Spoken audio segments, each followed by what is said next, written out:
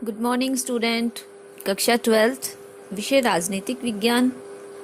आज हम आपका पाठ समाजवाद पढ़ेंगे।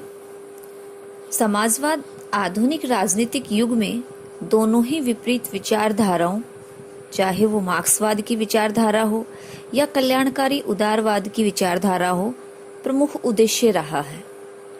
समाजवाद जो कि पाश्चात्य चिंतन में 19वीं और 20वीं शताब्दी में विकसित हुआ, को सामान्यतः पूंजीवाद के विपरीत माना जाता है कि पूंजीवाद और पूंजीवाद का विपरीत शब्द समाजवाद।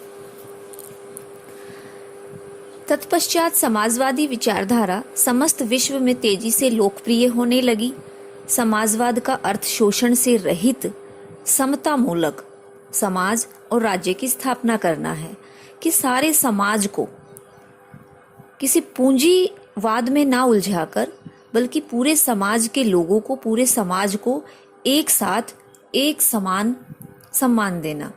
उनकी विचारधाराओं को भारत समेत अनेक लोकतांत्रिक देशों ने समाजवादी लक्ष्यों को संवैधानिक मान्यता भी प्रदान की है। समाजवादी अवधारणा का विकास प्राचीन काल में यूनान के स्टाइक दर्शन ने आर्थिक समानता और सामाजिक न्याय का सिद्धांत दिया था। ये नोट करने की बात है कि समानता और सामाजिक न्याय का सिद्धांत किसने दिया था? प्राचीन काल में यूनान के रहने वाले थे स्टोइक दर्शन ने।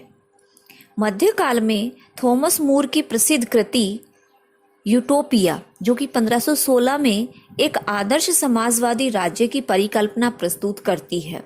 इनके द्वारा जो लिखी गई पुस्तक यूटोपिया, उसमें एक आदर्श समाजवाद के विषय में समझाया गया है। 17वीं शताब्दी में बेकन ने अपनी पुस्तक न्यू अटलांटिस में समाजवादी विचारधारा का भी उल्लेख किया है। परंतु समाजवाद की प्रगति की दिशा में फ्रांस की राज्य क्रांति एक मील का पत्थर साबित हुई, जब क्रांति के ध्येय वाक्य में समानता, स्वतंत्रता और बंधुत्व को शामिल किया गया। जब भी किसी समाज को एक साथ जोड़ना है, जब भी किसी राष्ट्र को एक साथ जोड़ना है, जब भी किसी समाज या राष्ट्र की उन्नति के बारे में, विकास के बारे में सोचना है, तो हमें इन 3 शब्दों का विशेषकर ध्यान रखना होगा: समानता, स्वतंत्रता और बंधुत्व। और ये किसकी देन हुई? ये फ्रांस में क्रांति हुई और उस क्रांति की ही देन ये हुई। इसी दौर में फ्रांस के बेबियफ ने समाजवादी सिद्धांतों की वकालत की, उनके विषय में समझाया। बेबियफ के विचारों को बाद में ब्लैंकी ने प्रसारित किया। 19वीं शताब्दी में संत Simon Charles Fourier, Robert oven जैसे विचारकों ने पूंजीवाद के दोषों को मानवीय स्वचेतना के आधार पर दूर कर सामाजिक व आर्थिक कल्याण की बात की। इसके बाद प्रूदो ने अपनी पुस्तक व्हाट इज प्रॉपर्टी में निजी संपत्ति को चोरी की संज्ञा दी है। जो हम जितनी भी संपत्ति निजी तौर पे व्यक्ति जो खरीदता है, उसको उन्होंने किसकी संज्ञा दी? चोरी की। राज्य को समाप्त करने की बात कहकर बकुनिन तथा अन्य अराजकतावादियों की एक नई समाजवादी परंपरा की शुरुआत हुई। इसके पश्चात समाजवाद की अनेक धाराएं यथा फेवियनवाद, श्रेणी समाजवाद, श्रमिक संघवाद इत्यादि विकसित हुए। ये सभी इससे किस चीज के थे? ये पूंजीवाद से रिलेटेड थे। पूंजीवाद को धीरे धीरे समाप्त कर दिया गया और एक नई दिशा की खोज की गई, जिसे समाजवाद कहा गया।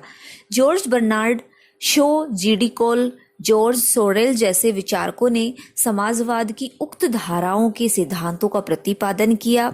19वीं सदी में साम्यवाद, मार्क्सवादी समाजवाद का प्रादुर्भाव हुआ, जन्म हुआ। इसका विधिवत सैद्धांतिक सूत्रपात 1848 में कार्ल मार्क्स द्वारा लिखित पुस्तक साम्यवादी घोषणा पत्र के साथ हुआ। कार्ल मार्क्स एक बहुत ही प्रसिद्ध विचारक रहे हैं, तो आप इसके नीचे भी अंडरलाइन करेंगे। इसके बाद आता है औद्योगिक क्रांति, जिसने कि शहरी श्रमिक वर्ग को जन्म दिया। औद्योगिक क्रांति आप समझने की कोशिश करें, जहां पर उद्योगों को स्थापित किया गया और शहरी श्रमिक वर्ग को, अर्थात जो शहर में रहने वाले जो श्रमिक, जो मजदूर वर्ग था, उसको जन्म दिया और समाजवादी क्रांति को संभव बनाया। सबसे पहले इंग्लैंड में हुई थी, इस कारण इंग्लैंड को समाजवादी विचारधारा का घर भी कहा जाता है। ये अंडरलाइन करने की बात है।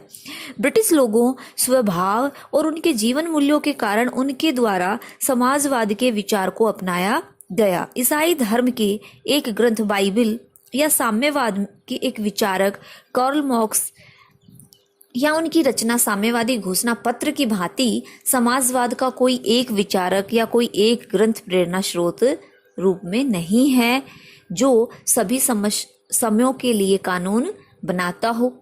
अर्थात कहने का तात्पर्य यह है कि कोई एक विशेष पुस्तक में या किसी एक विशेष विचारक द्वारा या किसी एक विशेष धर्म के द्वारा समाजवाद का गठन नहीं किया गया, बल्कि भांति भांति के लोग और जैसे जैसे समय परिवर्तन हुआ, जैसे जैसे लोगों की आवश्यकताएं बढ़ी, उस हिसाब से लोगों ने पूंजीवाद को या अराजकता को समाप्त करते चले गए और एक अच्छे समाजवाद का उन्होंने पुनर्निर्माण किया।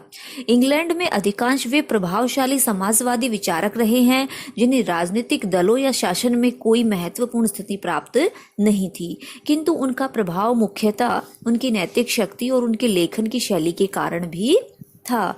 जिन विचारकों ने समाजवाद की सामान्य व्याख्या की है उनमें मुख्य रूप से कौन कौन है?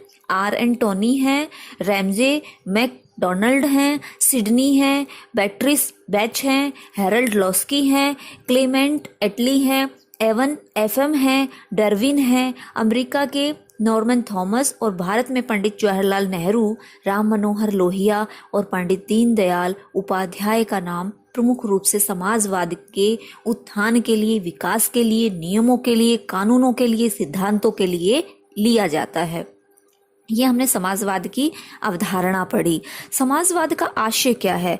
मोटे तौर पर हम ले सकते हैं कि समाज में रहने वाला जो वर्ग है, विशेष वर्ग है या भिन्न भिन्न जाति के या धर्म के लोग हैं, उनको एक साथ लेकर चलना, उनकी स्वतंत्रता के विषय में सोचना, उनकी विचारधाराओं, उनकी भावनाओं की कदर करना, उनके हर प्रकार के कार्यों के विषय में सोचना और उनको समान दृष्टि से एक साथ उनका विकास करना।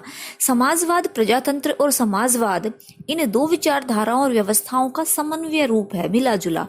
प्रजातांत्रिक मार्ग, जिसको मत पेटी का मार्ग भी कहा जाता है, को अपनाकर ऐसे समाजवाद की स्थापना करना जो स्थापना के बाद भी लोकतांत्रिक मार्ग को अपनाकर ही अपने समस्त कार्य करे, उसे ही समाजवाद कहते हैं। ये एक पर्टिकुलर व्याख्या हो गई जिसको हमें याद करना है, लेकिन हम मोटे तौर पे समाजवाद को समझना चाहें तो हम समाज के भिन्न भिन्न जाति के वर्गों के लोगों को एक साथ लेकर उनका पुनरुत्थान करना, उनका विकास करना, उनकी राजनीतिक, आर्थिक, नैतिक, धार्मिक हर विचारधाराओं का सम्मान करना और एक दृष्टि से उनको देखना। और ये सारी बातें कहाँ संभव हैं? ये सब बातें लोकतंत्र में, प्रजातंत्र में संभव हैं। इसलिए समाजवाद और प्रजातंत्र को एक दूसरे का स्वरूप मानते हैं, एक दूसरे का मिला जुला रूप मानते हैं। अतः यह विचारधारा लोकतंत्र और समाजवाद दोनों को बनाए रखना चाहती है। राजनीतिक क्षेत्र में इसकी आस्था मानवीय स्वतंत्रता पर आधारित उदारवादी दर्शन में है, लेकिन राज्य के कार्य क्षेत्र के प्रसंग में लोक कल्याणकारी राज्य के मार्ग को प्रशस्त करता है। समाजवाद को समझना होगा तो उदारवाद को समझना होगा, और जैसे ही हम उदारवाद की बात करते हैं तो हमारे सामने लोक कल्याणकारी